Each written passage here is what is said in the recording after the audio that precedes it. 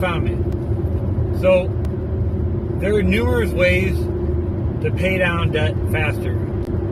Some of them cost you a little more, but some of them, I'm about ready to explain, not going to cost you anything extra, but you're going to pay stuff off faster. There's other things too that all you have to do is make some calls and it can change how much you have to pay. It takes you half an hour, maybe an hour and a half on the phone, but it can save you hundreds or even thousands in the long run. So if you stick around, I'll explain all these. So the first one is if you have a loan, it doesn't matter what kind of loan it is, okay? Take that back. If it's student loan, it might not work that way. We'll get to that in a little bit. But basically every other loan, most loans are designed to be monthly payments, okay? Some are like quarterly per year, but for the most part, it's monthly payments, okay? They structure it that way to where the most interest can be charged prior to you paying whatever your monthly amount is, okay? So if you start setting up your payments, whether you automate them or you manually do it, so let's say every month on the 15th, you have $400 due for whatever your loan is. I'm not saying don't pay that $400. However, the next time you pay that $400 on the 15th, on the last day of the month, pay $200. And then on the 15th, pay the remaining $200. Keep doing that every month. And that's called bi-weekly payments. If you do this for a full year, give or take a couple dollars or whatever, essentially you will end up making 13 months worth of payments by only paying your original 12 months worth of payments. So you're still only paying $400 a month. But because you're paying the bi-weekly payment, you pay off part of your principal before the interest happens. And because you do that every month for 12 months bi-weekly, it essentially, the extra amount that you pay off on your principal is equivalent to making a 13th payment.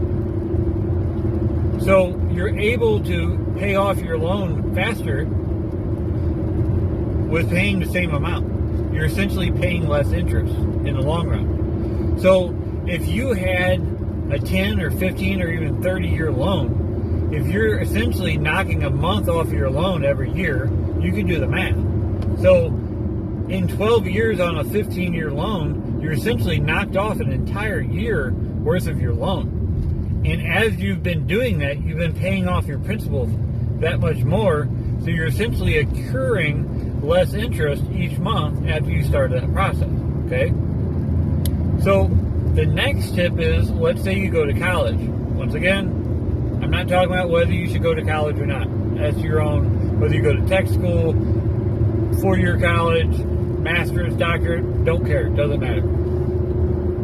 When you get out of school, whether it's technical school, community college, whatever college you go to, unless you're locked into a state or like a federal grant, loan, whatever kind of thing with school where you can't move it, don't leave it with your original company. Most colleges have a single company that they use. So you didn't get to shop around whenever you essentially signed up for school. However, you're done with school. Now you're paying for school. Now you're the customer and you have control. Once again, unless it's tied back to like a federal or government student loan. I don't know how that part works.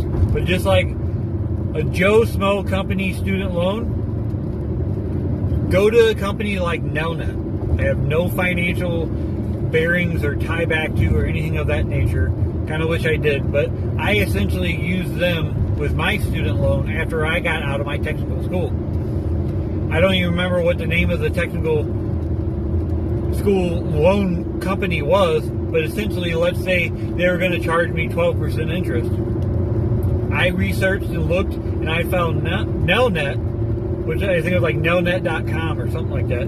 There's a whole bunch of them. Google it or use ChatGPT to find it or whatever. But essentially, you find a company that is not a brick and mortar company. Not saying that they don't have an office somewhere, but essentially they're not a big conglomerate bank. Okay, all they do is process student loans, so they don't need to be loaning out money. They're essentially buying your student loan and you're paying it off.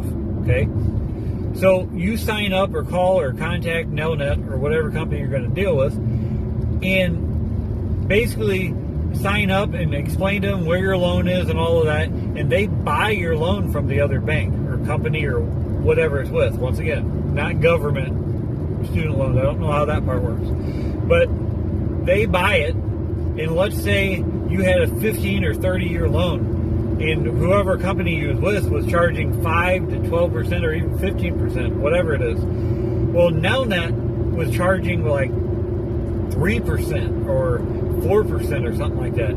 So in the course of my student loan, once again, I snowballed my student loan like I was just explaining.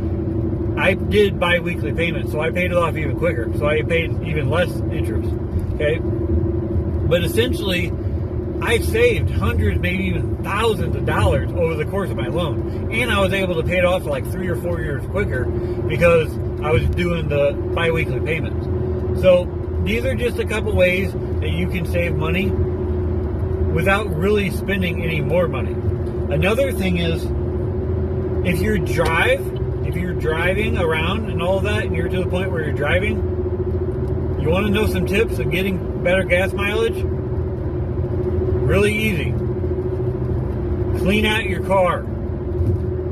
Seasonal stuff, anything winter related, salt, shovel, those kind of things, snowshoes, get them out of your car.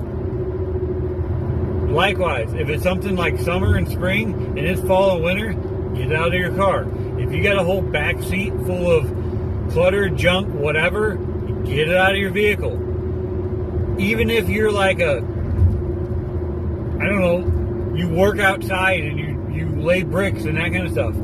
If there are things that you don't use unless there's a specific job, don't carry it with you every day. Every pound that you carry ruins your miles per gallon. Okay?